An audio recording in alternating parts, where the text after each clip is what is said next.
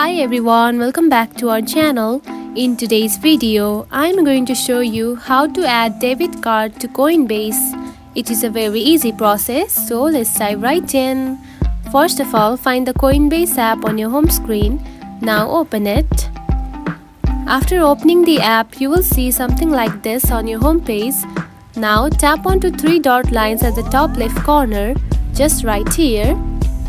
Then here you can find Profile and Settings. Now tap on it. Then here you can find the option of Add a Payment Method. Now tap on it. Now here is the thing. If something like this is shown on your home screen, then the adding a payment method is not supported in your area or your location. And if it is supported, you can simply choose the debit card option and add the debit card to Coinbase. And that's it. This is how you can add the debit card to Coinbase app. If you found this video helpful, don't forget to like and subscribe for more tips. Thanks for watching.